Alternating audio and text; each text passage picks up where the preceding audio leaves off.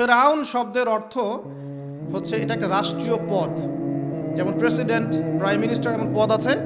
ফেরো বা ফেরাউন এটা হচ্ছে একটা রাষ্ট্রীয় পদের নাম। তো ফেরাউনের আসল নাম হচ্ছে রেমেসিস। কি নাম? রেমেসিস। রেমেসিস 1, রেমেসিস 2 এরকম করে নাম থাকে আর কি। আর যে ফেরাউনের মমিটা আমরা পেয়েছি তারও একটা নাম আছে। তার নাম হচ্ছে, আমি এনসাইক্লোপিডিয়া ব্রিটানিকা থেকে এটা পেয়েছি, তার নাম হচ্ছে মনেপ্তাহ। যে ফেরাউনের মমিটা আমরা পেয়েছি এর নাম হচ্ছে মনেপ্তাহ, তার মূল নাম। তাকে রেমেসিস বলা হতো আর তার টাইটেল হচ্ছে ফেরো বা ফেরাউন। ঠিক আছে। এখন এই ফেরাউনদের সময় ইউসুফ আলাইহিস সালামের রেখে যাওয়া সেই যে বনু ইসরাইল, এরা আর উন্নত জীবনযাপন করতে পারল না। তারা দাসত্বের শৃঙ্খলা আবদ্ধ হল, তাদের উপর জুলুম নির্যাতন শুরু হতে লাগলো। এক পর্যায়ে ফেরাউন তাদেরকে ডিভাইড অ্যান্ড রুলের মতো করে সমাজে নিপীড়িত করতে লাগলো। আর ফেরাউনের অনেক পাপ ছিল, যে পাপটা আমরা আসলে অল্প কথায় ব্যাখ্যা করতে পারবো না। এক কথায় সে নিজেকে আল্লাহ দাবি করেছিল। তারপরে সে সমাজের মধ্যে শিরকের প্রচলন ঘটাতো। সে কন্যা সন্তানদেরকে জীবিত রাখতো, পুত্র সন্তানদেরকে হত্যা করে ফেলত। সে সমাজের মানুষদেরকে বিভক্ত করত, দুর্বলের উপর সবলের অত্যাচার চালাতো। এবং তার একটা অহংকার ছিল, সেটা হচ্ছে সেনাবাহিনীর অহংকার। সে মনে করতো যে সে ওই সময়কার সুপার পাওয়ার, তাকে কেউ পরাজিত করতে পারবে না। ঠিক এখনকার বিশ্বের পরাশক্তিগুলোর মতোই তার দাম্ভিকতা ছিল আর কি।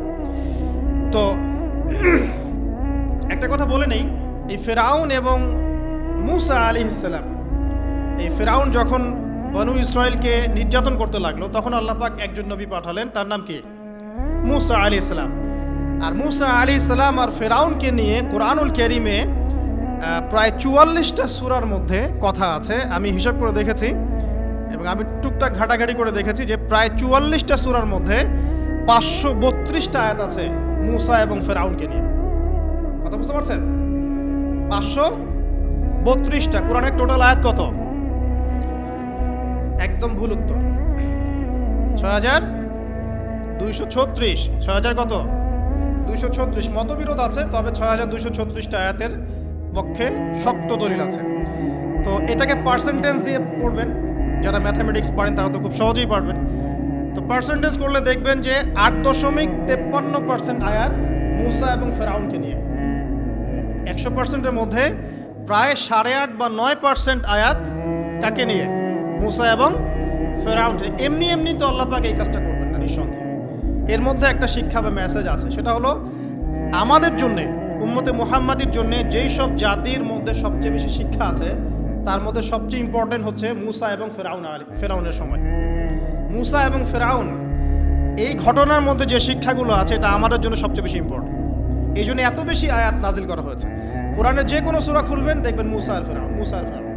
কী কারণ? এমনি এমনি নিঃসন্দেহে শেষ জামানে আমরা যারা বাস করব তাদের জন্য এই ঘটনার মধ্যে বিশাল কিছু শিক্ষা আছে। শিক্ষাগুলো আমরা ইনশাল্লাহ আজকে জানব। তো এখন মূসা আলাইহিস সালাম এই ফেরাউনের যুগে জন্ম লাভ করলেন। তবে ফেরাউনকে জ্যোতিষীরা বলেছিল আগেই যে ওই শাম দেশ থেকে একটা আগুন আসছে যে তোমার সিংহাসনকে পুড়িয়ে ফেলবে।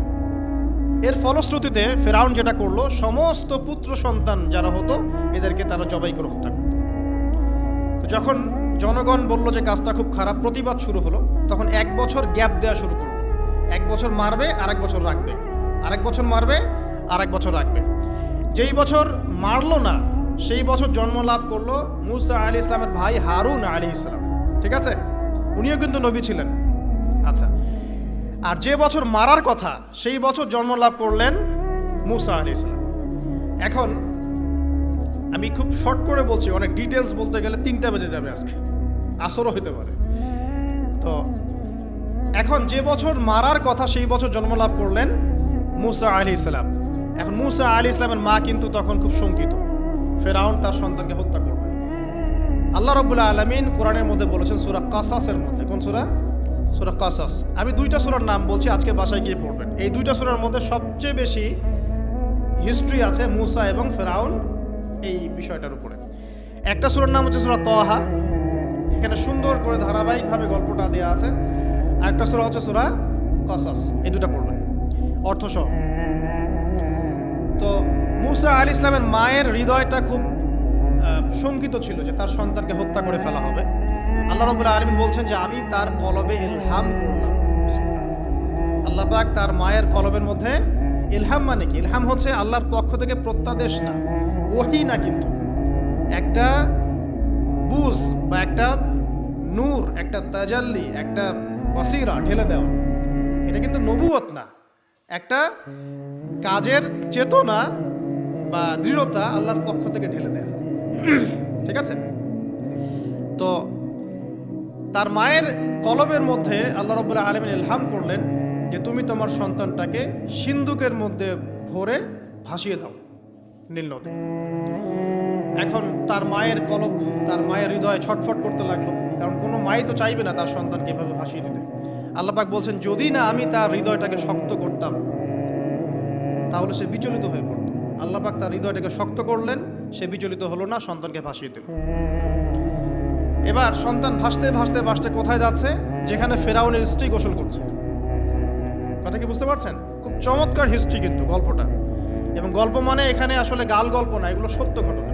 এক একটা বর্ণ তেমন সত্য যেমন সূর্য পূর্ব দিক থেকে ওঠে এবং পশ্চিমে ডোবে, এটা যেমন সত্য, এর এক একটা বর্ণ সত্য, এগুলো কোনো গাল গল্প নয়। এবার ফেরাউনের স্ত্রী আসিয়া সেই সিন্দুক পেয়েছে। মুসা আলাইহিস সালামকে আল্লাহ পাক বলছেন যে আমি মুসা আলাইহিস সালামের চেহারার মধ্যে মোহাব্বত বা ভালোবাসা ঢেলে দিয়েছিলাম। তার চেহারা যেই দেখতো তাকে ভালোবাসত, বুঝছেন? ভালোবাসা ঢেলে দিয়েছে। এবার ফেরাউনের স্ত্রী আসিয়া, এখানে আসিয়া নন, অন্য একজন স্ত্রী হয়তো, তিনি বলছেন যে ফেরাউনকে বলছে যে একে আমরা আমাদের কাছে রেখে দেই, হয়তোবা সে আমাদের উপকারে আসবে, অথবা তাকে আমরা সন্তান হিসেবে গ্রহণ করতে পারি। লা তাকতুলুহ, তাকে হত্যা করো না। আসা আন ইয়ানফা'না আও নাত্তাখিযাহু ওয়ালাদা, এরকম করে আল্লাহ পাক বলেছেন কোরআনে। তো ফেরাউন তার স্ত্রী কথা শুনলো এবং তাকে না হত্যা করে রেখে দিল। আর আল্লাহ রাব্বুল আলামিনের কি কৌশল! ওয়া মাকারুল্লাহ, যেই মূসাকে হত্যা করার জন্য বছরের পর বছর হাজার হাজার শিশুকে হত্যা করা হয়েছে, সংখ্যাটা লাখ লাখও হতে পারে, সেই মূসা আলাইহিস সালামকে আল্লাহ পাক ফেরাউনের ঘরেই লালন পালন করতে লাগলেন। চিন্তা করলেন? এবার মূসা আলাইহিস সালাম যখন যুবক হলেন, আমি সংক্ষিপ্ত করছি, যখন যুবক হলেন তখন একদিন দেখলেন যে রাস্তায় দুজন ব্যক্তি ঝগড়া করছে। সূরা কসসের মধ্যে আছে, ফাইটিং, স্ট্রিট ফাইট। তো একজন ব্যক্তি হচ্ছেন বনু ইসরাইলের, আরেকজন হচ্ছে ফেরাউনের সেনাবাহিনীর। এখন মূসা আলাইহিস সালাম কার পক্ষ নেবেন? তিনি বনু ইসরাইলের পক্ষ নিলেন। তিনি গিয়ে তাকে বাঁচানোর চেষ্টা করলেন এবং শুধু একটা ঘুষি দিয়েছেন, ফাওয়াকাযাহু, একটা ঘুষি, ফাকাদা আলাইহি, এবং এই একটা ঘুষিতেই সেই ব্যক্তি ডেড। এটা কোরআনে আছে, সূরা কসস। তার মানে কোরআন দলিল দিচ্ছে যে মানুষের বডিতে এমন এমন পার্টস আছে, এমন এমন জায়গা আছে যেখানে একটা ঘুষি মারলেও মানুষ মারা যেতে পারে। কি বুঝলেন? যারা মার্শাল আর্ট শিখেছেন বা শিখছেন তারা এটা আরো ভালো বুঝবেন। মানুষের এই বডিতে এমন অনেকগুলো জায়গা আছে, 7টা বা 8টা বা 10টার মতো, যেখানে একটা ঘুষি দিলেও মানুষ মরতে পারে। তো ভালো কিছু শিখলে, ঠিক আছে? টিকটক প্রজন্ম না হয়ে আর এই মোবাইলে লুডু না খেলে ভালো কিছু শেখেন, ইনশাআল্লাহ কাজে দিবে। আত্মরক্ষা শেখা খারাপ? আচ্ছা, তো তবে দাড়ি টুপি নিয়ে শিখতে যান না, সমস্যায় পড়তে পারেন। তো এখন একটা ঘুষিতে সেই ব্যক্তি মারা গেল। তারপরের দিন আবার দেখা গেল যে ওই ব্যক্তি যাকে তিনি বাঁচিয়েছেন সেই ব্যক্তি আর আরেকজন সেনাবাহিনীর সদস্য আবার মারামারি করছে। এবার মূসা আলাইহিস সালাম বললেন যে তুমি তো একটা বোকা মানুষ। এবার সে আবার চড়াও হতে শুরু করলো মূসা আলাইহিস সালাম, কিন্তু এবার একজন ব্যক্তি এসে তাকে বললেন যে গতকাল তুমি কিন্তু একজনকে হত্যা করেছো এক ঘুষিতে, আজকে আবার তুমি এই কাজ করতে যাচ্ছ, তুমি তো এখানে স্বৈরাচারের মতো আচরণ করছো। মূসা আলাইহিস সালাম তখন আল্লাহর কাছে ক্ষমা চাইলেন, বললেন ইন্নাহু হাযা মিন আমালিশ শাইতান, এটা তো শয়তানের মতো কাজ, শয়তানের কাজ হয়ে গেল। রব্বিক ফিরলি, আল্লাহ আমাকে মাফ করে দিন। ফাগফার আল্লাহ, আল্লাহ পাক বলছেন আমি তাকে মাফ করে দিলাম। তিনি তো ইচ্ছাকৃতভাবে করেন নাই, করেছেন আনইনটেনশনালি, এটা হয়ে গেছে। কিন্তু এখন ফেরাউন মূসা আলাইহিস সালামকে ধাওয়া করতে শুরু করলো, কারণ ফেরাউনের দৃষ্টিতে মূসা আলাইহিস সালাম একটা মার্ডার করেছেন তার দৃষ্টিতে, কিন্তু মূসা আলাইহিস সালাম তো আর এটা করেন নাই, ইচ্ছা করে এটা হয়নি, অ্যাক্সিডেন্টলি হয়ে গেছে। এখন মুসা আলাইহিস সালামকে এক ব্যক্তি এসে বলল, তুমি এখান থেকে তাড়াতাড়ি পালাও, এই মিশরে থাকলে ফেরাউন তোমাকে ধরে এখন শাস্তি দেবে। এখন মুসা আলাইহিস সালাম বাধ্য হয়ে মিশর থেকে চলে যাচ্ছেন কোথায়? মাদিয়ান। কোন জায়গা? মাদিয়ান। এটাও আরবের মধ্যে একটা জায়গা, যেই জায়গার নবী হচ্ছেন শুআইব আলাইহিস সালাম। কি নাম? আচ্ছা, এবার শুআইব আলাইহিস সালামের সেই কওমে মুসা আলাইহিস সালাম গেলেন, না খাবার আছে, না পানি, না কাপড়, কিছুই নাই, একদম রিক্ত হস্ত। সেখানে গিয়ে তিনি দেখলেন যে এমনই একটা জলাশয়, হয়তোবা আল্লাহ ভালো জানেন, সেই জলাশয়ের কাছে কিছু মানুষ পানি পান করাচ্ছে গবাদি পশুদেরকে। আমি কি বুঝাতে পারছি? আচ্ছা, তো দূরে দুজন মেয়ে দাঁড়িয়ে আছে। এই দুজন মেয়ে অনেকক্ষণ থেকে দাঁড়িয়ে আছে, তারা পানি পান করতে পারছে না। মুসা আলাইহিস সালাম অনেকক্ষণ থেকে অবজার্ভ করছেন যে মেয়ে দুটো পানি পান করাতে পারছে না গবাদি পশুদেরকে। তিনি প্রথমে একটু অস্বস্তি বোধ করলেন, তারপরে আবার গেলেন তাদের কাছে, গিয়ে বললেন কি সমস্যা। তখন সেই মেয়েরা বলল, যতক্ষণ পর্যন্ত আমার কওমের লোকেরা এখান থেকে সরে যায় না, ততক্ষণ আমরা পানি পান করাতে পারি না, কারণ আমরা দুর্বল, মেয়ে মানুষকে টাইম দিচ্ছে না আর কি। আর এদিকে আমাদের বাবা অত্যন্ত বৃদ্ধ মানুষ, বাসায় পড়ে আছেন একা।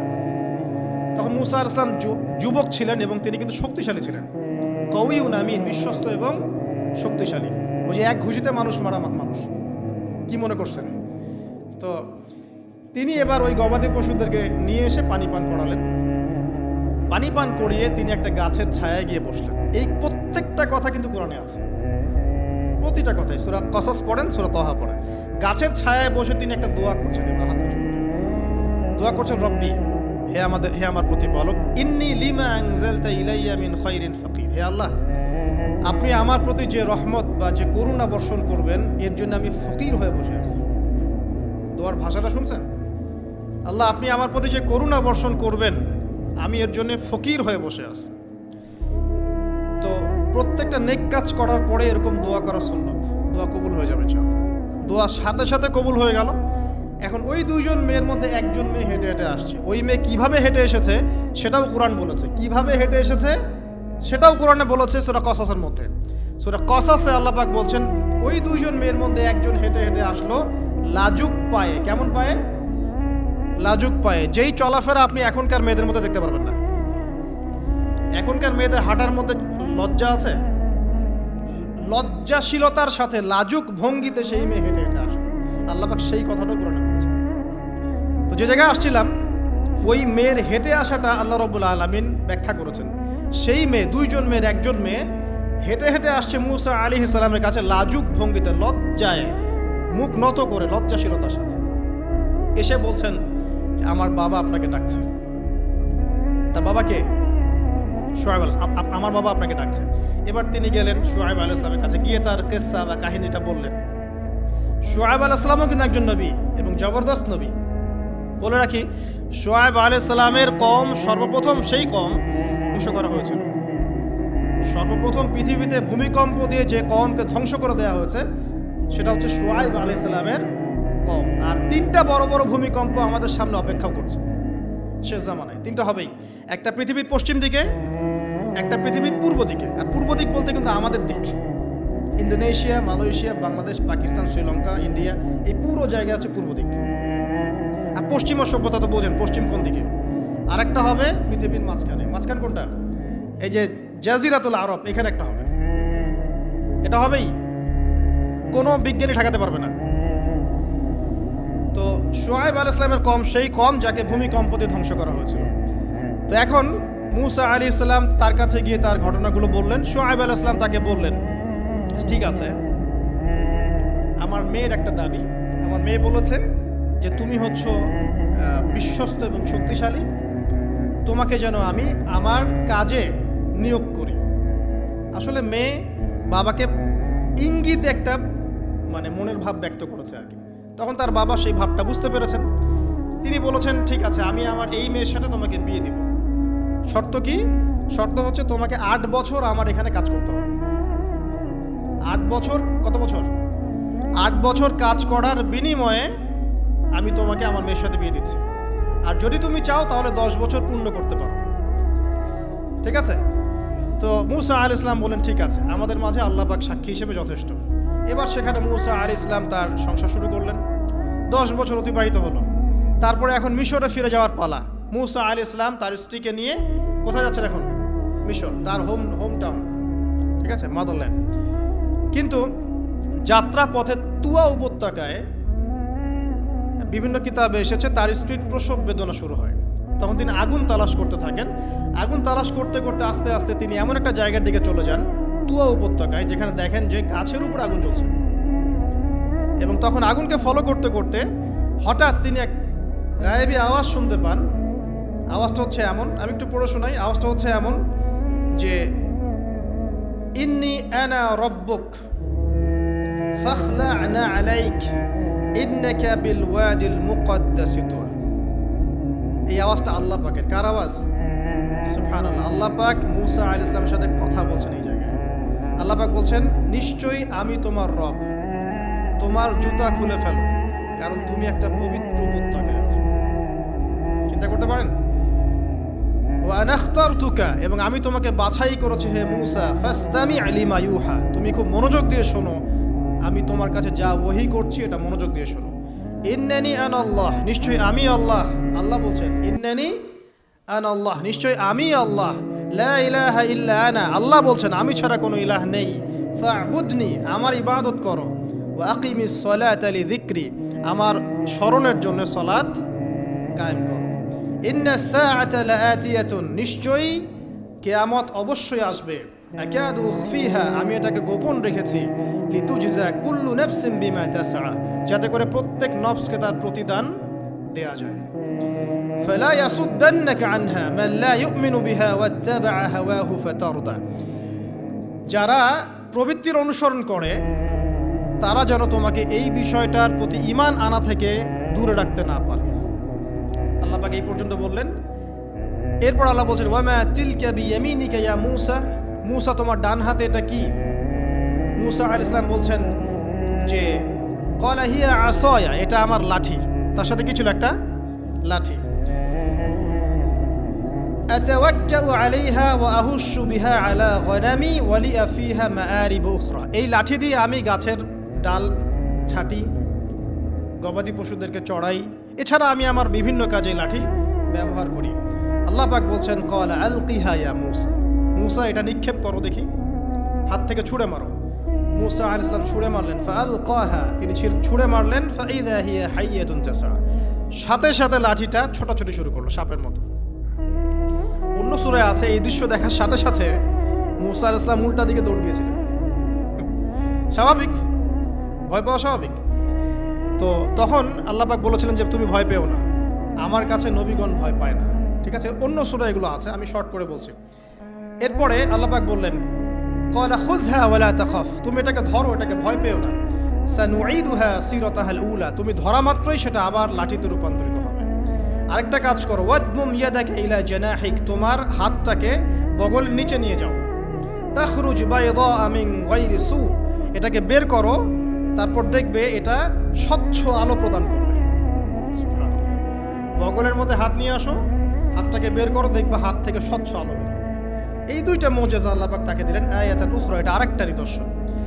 তো এখানে কি হলো? মূসা আলাইহিস সালাম নবুয়ত পেলেন। Shortcut key? মূসা আলাইহিস সালাম কি পেলেন? নবুয়ত পেলেন। নবুয়ত পাওয়ার সাথে সাথে আল্লাহ পাক তাকে দুটো মুজিজা দিলেন। একটা হচ্ছে লাঠি, আর একটা কি? হাত বগল থেকে বের করলেই কি হবে? আলো বের হবে। এবার তার ডিউটি কি?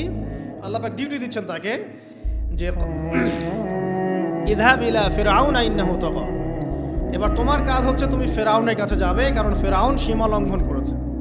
তখন মূসা আলাইহিস সালাম বললেন, রব্বি ইশরাহ লি সদরি, আল্লাহ আমার বক্ষটাকে প্রশস্ত করে দিন। মানে আমার তো সেখানে যাওয়ার সাহস হচ্ছে না, আমি তো সেখানে ওদের দৃষ্টিতে একজন খুনের আসামি, ওদের দৃষ্টিতে ওরা তো আমাকে পেলে হত্যা করে ফেলবে। আল্লাহ পাক বলছেন, কেল্লা, কখনো না, তারা তোমাকে হত্যা করতে পারবে না।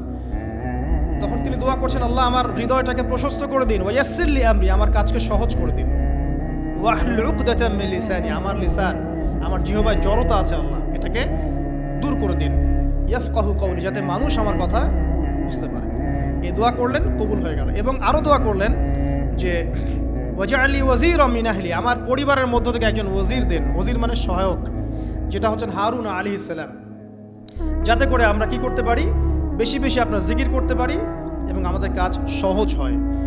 তো আল্লাহ রাব্বুল আলামিন তার ভাই হারুন আলাইহিস সালামকেও নবুয়ত দান করলেন। দুজন মিলে এখন আল্লাহ পাক বলছেন ইযহাবা ইলা ফিরআউন, তোমরা দুজন ফিরআউনের কাছে যাও, ইন্নাহু তাগা, সে সীমা লঙ্ঘন করেছে, তবে ফাকুলা লাহু কাওলাল লাইয়িনা, তার সাথে নরম সুরে কথা বলো, লাআল্লাহু ইয়াতাযাক্কারু আও ইয়াখশা, হয়তোবা সে উপদেশ গ্রহণ করবে অথবা আল্লাহকে ভয় করতে পারে। তো ডিউটি দেয়া হলো যে তোমাদের কাজ এখন এটা, এবং তোমাদের ভয় পাওয়ার কোনো কারণ নাই, সে তোমাদের কোনো ক্ষতি করতে পারবে না।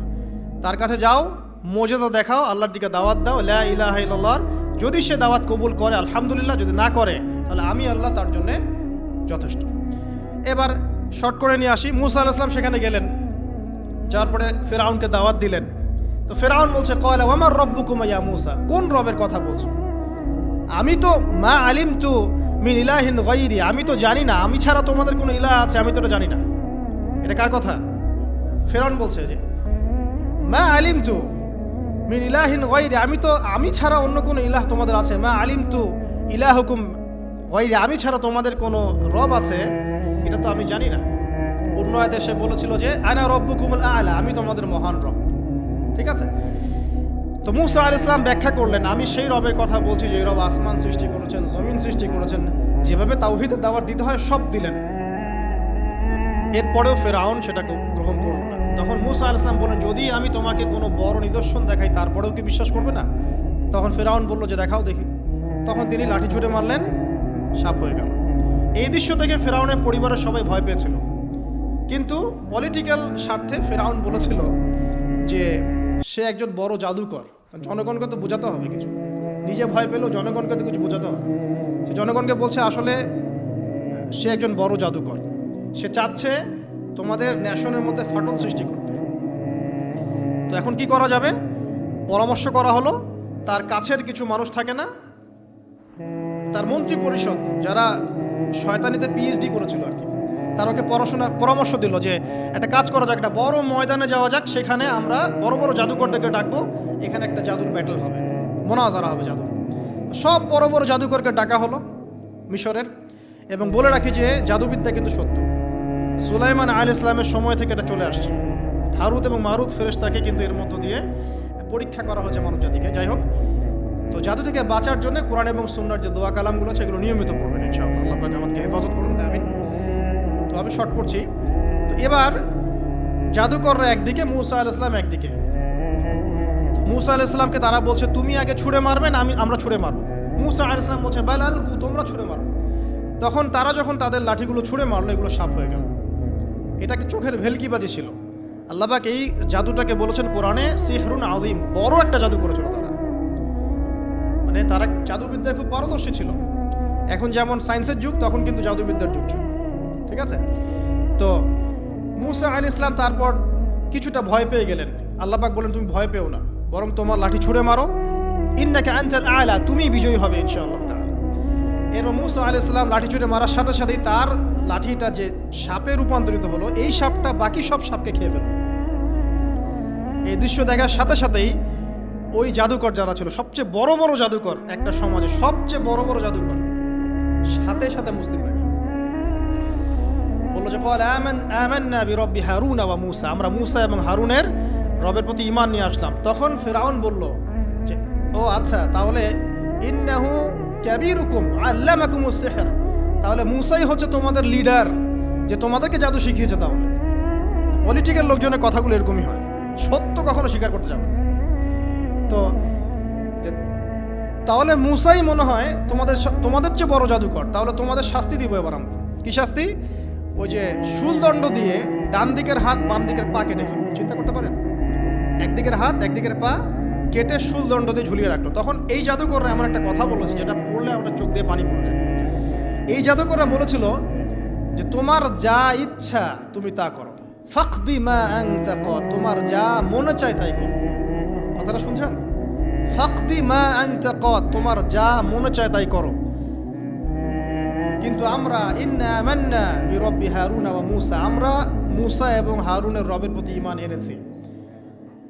আশা করা যায় যে আমরা এই ঈমান আনার ফলে সারা জীবন জাদুবিদ্যা চর্চা করে যে পাপ করেছি, আল্লাহ পাক সব পাপ মাফ করে দিবেন ইনশাআল্লাহ। দেখেন, একটা সেজদা না করেও তারা জান্নাতে চলে গেল। দেখলেন, তারা কিন্তু নামাজ পড়তে পারে নাই, সুযোগ হয়নি, রোজা রাখতে পারেনি, যাকাত দিতে পারেনি, শুধু খালেস ঈমান যে না আল্লাহকে চিনেছি, আল্লাহ ছাড়া কোনো ইলাহ নাই, আল্লাহ ছাড়া কাউকে পরোয়া করি না, আল্লাহই সব কিছু। তারপরে তাদেরকে ফাঁসি দেওয়া হলো, হাত পা কেটে ফেলা হলো, জান্নাত। এই ঘটনাটা পড়বে তহার মধ্যে আছে। যাই হোক, এখন এভাবে যখন মুসা আলাইহিস সালামকে পরাজিত করতে পারলো না, মুসা আলাইহিস সালাম তাদেরকে সময় দিলেন, তওবা করে ফিরে আসো, আল্লাহ পাক মাফ করে দিবেন। কিন্তু ফেরাউন এবং তার দলবল এগুলো সহ্য করলো না, বরং ফেরাউন টিটকারি করছিল, এই হামান তুমি আছো? হামান বলছে হ্যাঁ আছি, আমার জন্য একটা বড় প্রাসাদ নির্মাণ করো, ইট পোড়াও, আমার জন্য উঁচু প্রাসাদ তৈরি করো, যাতে আমি উকি মেরে দেখতে পারি মুসার রব কোথায় আছে। কথা বুঝতে পারছেন?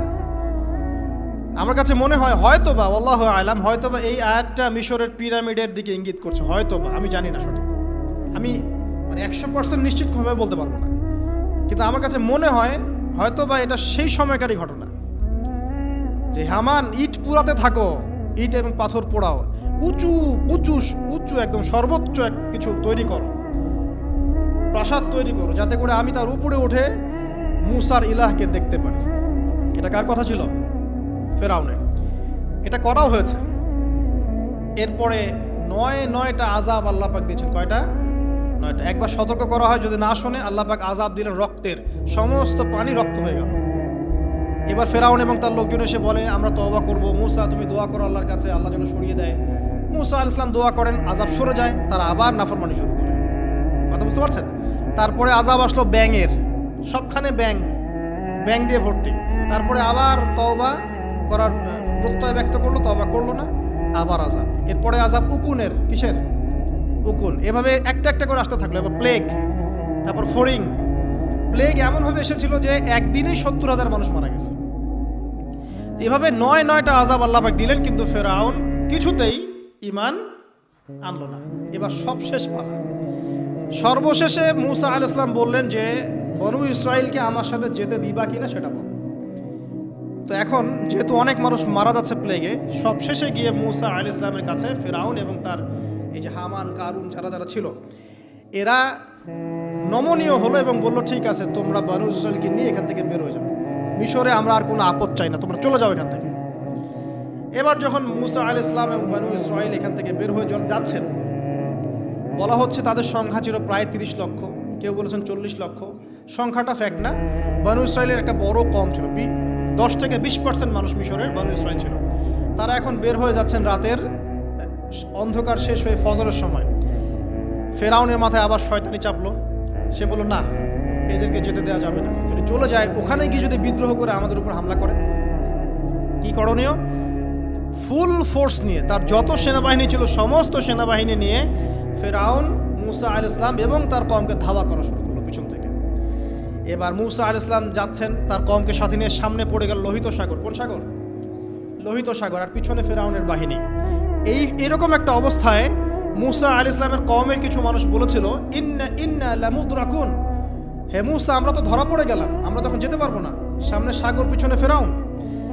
এই সময় মুসা আলাইহিস সালাম একটা কথা বলেছিলেন, এই কথাটা যে বলতে পারবে বিপদের সময় আল্লাহ পাক তার সাথে থাকবেন ইনশাআল্লাহ। মুসা আলাইহিস সালাম বলেছেন কাল্লা, ওইরকম একটা অবস্থা তিনি বলছেন কাল্লা, কখনো নয়, ইন্না রব্বি মাইয়া সাইয়াহদিন, আমার রব আমার সাথে আছেন, তিনি আমাকে পথ দেখাবেন। কথা বুঝতে পারছেন? বাস আল্লাহ পাকের সাহায্য নেমে আসলো, তিনি বললেন লাঠি ছুঁড়ে মারো। লাঠি ছুঁড়ে মারার সাথে সাথেই একটা দুইটা না 12টা রাস্তা হয়ে গেল, পানি ভেদ করে, সাগর ভেদ করে। আর এই 12টা রাস্তা দিয়ে, এটা কোনো গাল গল্প নয়, 12টা রাস্তা দিয়ে বনু ইসরাইলের 12টা দল চলে গেল, পার হয়ে গেল। আর ফেরাউন এটা অবাক হয়ে দেখছে। এক পর্যায়ে সেও সিদ্ধান্ত নিল যে আমিও আমার ফোর্স নিয়ে ধাওয়া করব। এই যে সে নামলো লোহিত সাগরের, সাথে সাথে পানি আবার আগের জায়গায়। এক মুহূর্তের মধ্যে, মানে একদিনে পুরো ফেরাউন এবং ফেরাউনের যত সেনাবাহিনী আছে একদিনের মধ্যেই শেষ, পৃথিবী থেকে চিরবিদায়। আল্লাহ পাক এত চমৎকার করে কথাটা বলেছেন, কাম তারাকু মিন জান্নাতি ওয়া উয়ুন, তারা কতই না বড় বড় জান্নাত মানে বাগান এবং প্রস্রবণ পার হয়ে চলে গেল। কুনুজি ওয়া মাকামিন কারীম, কত সুন্দর সুন্দর জায়গা তারা ছেড়ে দিয়ে চলে গেল। এবং তারা ধাওয়া করতে লাগলো ফেরাউন মুসার বাহিনীকে। যখন তারা ডুবে গেল, ফামা বাকাত আলাইহিমুস সামা ওয়াল আরদ, তাদের জন্য আসমান এবং জমিনের কোনো সৃষ্টি এক ফোঁটা চোখের পানিও ফেলে না। সূরা দুখানের মধ্যে পাবেন, আরও বিস্তারিত আছে। তো এই যে ঘটনাটা ঘটেছে, এই ঘটনাটা ঘটেছে মুহররম মাসের 10 তারিখে। কয় তারিখে? এই হচ্ছে সেই ঘটনা যার স্মরণে আমরা মুহররম মাসের 10 তারিখে সওম রাখি। কথা কি বুঝতে পারছেন? এটাই সেই ঘটনা, যেই ঘটনার ফলশ্রুতিতে এটাকে স্মরণীয় করে রাখতে আল্লাহ পাক কিয়ামত পর্যন্ত এই আশুরার সওমটাকে রেখে দিয়েছেন। এটা ইহুদিরাও রেখেছে, ইসলাম আসার পূর্বে, মানে নবী সাল্লাল্লাহু আলাইহি ওয়াসাল্লামের শরীয়ত আসার পূর্বেও আগের জাতিরাও এটাকে রেখেছিল।